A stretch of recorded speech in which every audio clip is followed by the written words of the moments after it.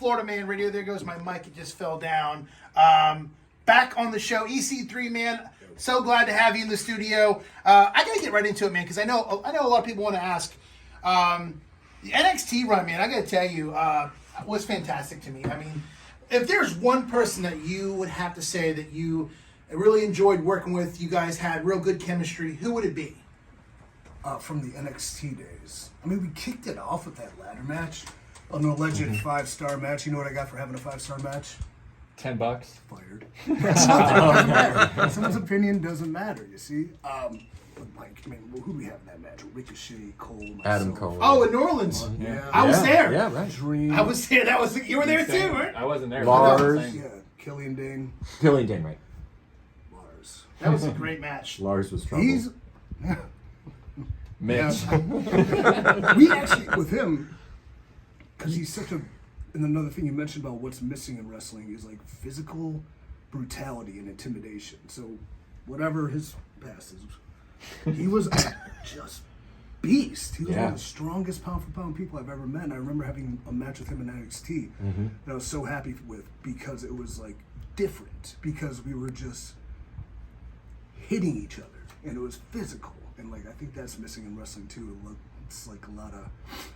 I don't want to say play fighting, but aggressive, hard dancing in a sense. Sometimes Is there anybody? reality's gone. Yeah, no, for sure. Killian Dane is a great. Killian Dane is an interesting folk. I wonder if he wants to control his narrative. Maybe he'll be there 3-5 at the time. Oh, did we just get a Damien. Spoilers. Oh.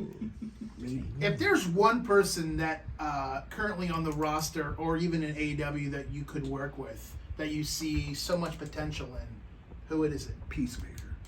Ah, nice. Gotta love that show. Isn't it incredible? Vigilante is like the best character I've ever seen in my life. What is that guy from anything else? He was in some other show, but I can't. He's a DC. He's from something, but Well, yeah. who are you talking about? Peacemaker. No, well, John Cena. Vigilante. Big John. No, Vigilante. What's he from before? I don't know. But he's clever. But as far as wrestling-wise, on any roster at this moment, that's a good question I didn't come prepared for. In a past life, it's probably MJF because of our similarities. What a talker! Wow. Mic skills. I mean, his wrestling.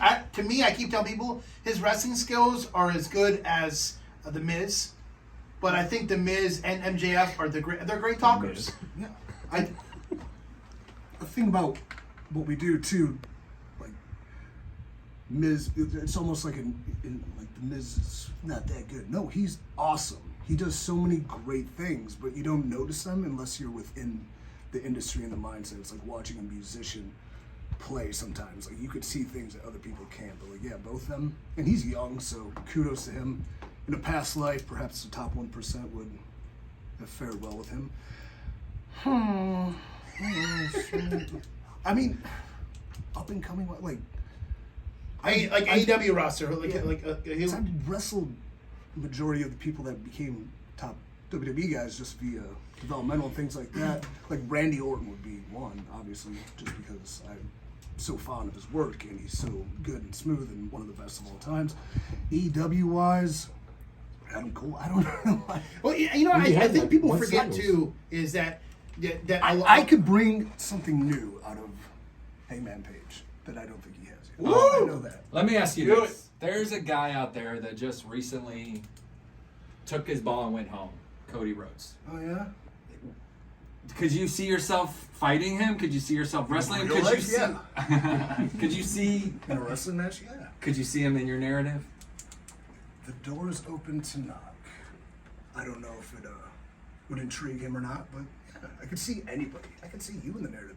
I actually... Oh, I'm in the narrative. Don't worry about that. Saturday afternoon, I was running meetings at my office, which is Foxtail Winter Garden. And somebody who's a fan of wrestling, was an aspiring wrestler, now he's working in real life. He wanted to help out with CYN and things. I'm like, yeah, just come meet me. But like the story he told me and what he wants to do, and he does want to wrestle, but it's not like a full-time, I want to do this for the rest of my life. I know where I'm at. I know who I am. I'm very happy with it. But just one time, I want to make my daughters proud and see him in a match. And I was so intrigued with that story. Like, I want to make that happen more than I want to just dish out opportunities to people that are names anywhere and everywhere. that makes sense. Like I was like infatuated with that story. I'm like, could you do that as a promo? He's like, absolutely not.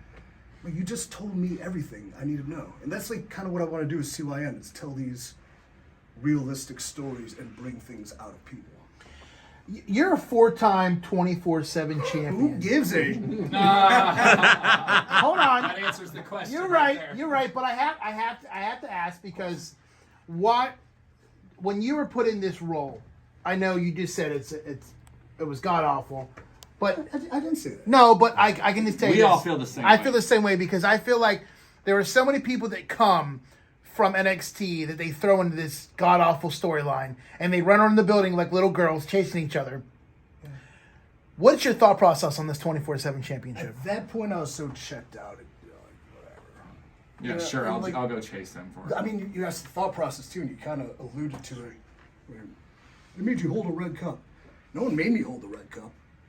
But when I do these segments and I notice everyone's pretending and feigning happiness, none of us are happy. So why am I going to pretend I'm happy or act as though I'm happy?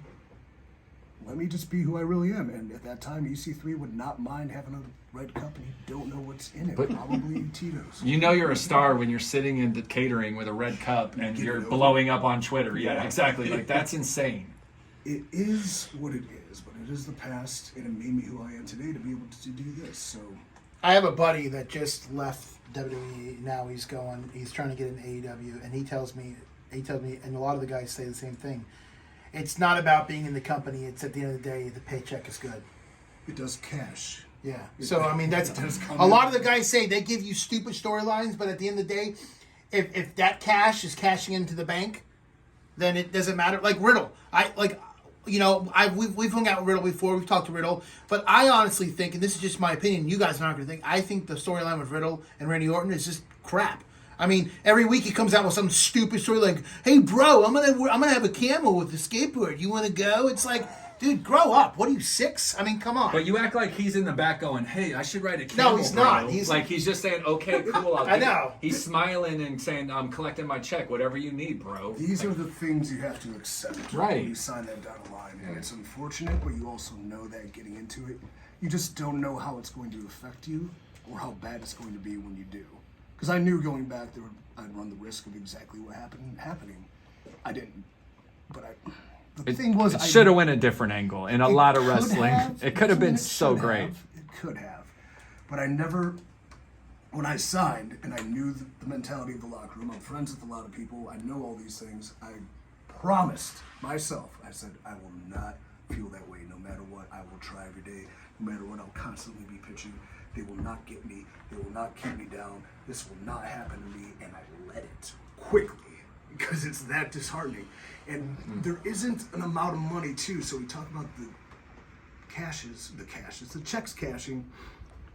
But if you're a creative person and you sell that out, there is never an amount of money that's enough for you to feel good. And it happens to a lot. But there is enough money that can set you up for life. So you have to. It's catch-22. And you're also a 2-time TNA heavyweight champion, world heavyweight champion. Proud of that. So, yeah. and I mean, and what I- a run, dude! Like, Yeah. let's take a moment to That's a great run. to- Wow, from, yeah. from you debuting to you in your championship run, but you were the man. And not only the man in Impact, but the man in pro wrestling for a long period of time. There was question going, what's he gonna do? Oh, nice. I love it.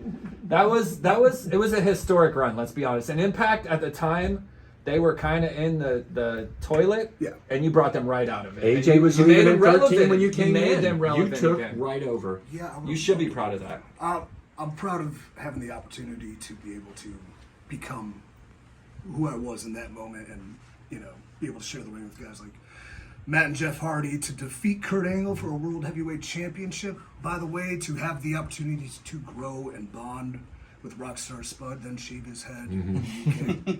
And again, within wrestling, in the corporate landscape, there was a lot of freedom for me to be able to develop. The difference between that and WWE was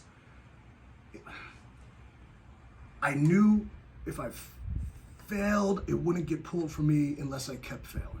So with WWE, if one thing goes wrong, you become so paranoid and job scared that you can never perform again. Well, with Impact, I'm like, I could take this risk. If it pans out, great. If it doesn't, I'm not going to be thrown right away. Maybe I'll be told, don't do that again, and I won't, but there was a bit of confidence. And when they're behind you just a little bit, having that confidence as a performer carries you a long way. If you just think everyone's out to get you, then you're dead in the water. So would you say working for TNA, supposed WWE, you had more creative control than TNA? Define creative control. Like, I never said I need to win this match and this guy shouldn't win this match. No, but You, what I you mean, pitch an angle and Yeah. whoever's in the The back running it, moral- Dutch or I don't know who at the time was running it, but they would be like, yeah, run with that. Yes. Like when you ran for president. That was a Yeah. that was a fun run. in Was that your? 15. Were you like, I want to run I for was president? so Were you that? into House of Cards pre-Kevin Nice, Spacey being yeah. a murderer, well, admitting he's a murderer, that, the second I saw him do the... It's like, I just want to do that in wrestling. I don't know how. Well, why don't I just run for president? Yeah, it was great. So, but yeah, but then you bring that idea to creative, and Impact Creative at the time had like 2 to 3 writers as opposed to 78 people running around with like laptops, not knowing what's going on, bashing their head against the wall, having some old man change everything anyway, so it doesn't matter. But yeah, it was easier to get those ideas out there and craft. I'm very careful about my words and things like that, and be able to speak words often. See, yeah. I'm joking. No, but like verbatim, like what I like to say, there was far more freedom as opposed to here is your script, word for word, memorize it. I don't know if I'd say this, and this. It doesn't matter. You say it. Oh, okay. And then, well, can I say this instead? Yeah, sure. Nice. How are you and Tyrus these days? I mean, you guys were a great combination, and he's gone on to He different wears- things with Fox. Yeah, he's on Political. Gutfeld show. Gutfeld. I love Great His regular. title. Yeah. Yeah. Last time I talked to him was today because we are in this giant text group for curling in the Olympics. It's good So stuff. what Tyrus does is take Murdoch money and constantly makes insane side bets. Y'all are So he doing wins. curling side bets. Yeah, well, we all have a team. I think I'm Russia. I don't even. I got 500 on Russia to win in Exactly. curling. So you're still very close. Any chance of Tyrus stopping by Orlando anytime in the next couple of weeks? Unless he brings Tucker Carlson with him, I don't know. He will not be in Orlando. We will not be in Orlando. We only have a couple minutes left. Are you going to announce any matches prior to Control Your Narrative going live on March 5th? Yes, I am. Okay. Are we only have a couple minutes with me? No. Just Oh, this- till the just a next segment, segment. yeah. So why don't we take a break, and when we come back, let's talk more Control Your Narrative, and let's maybe he can give us a little sneak peek of what's going on behind the scenes, Orlando tidbit. show March 5th Maybe I'll drop his Tin Roof. at the Tin Roof. Look for the big wheel. And again, if you want to get in on the action, give us a call. 321-339-1055 is the number to call or text in to talk to the man of the hour, EC3. Until then, we'll see you guys at the end of the break.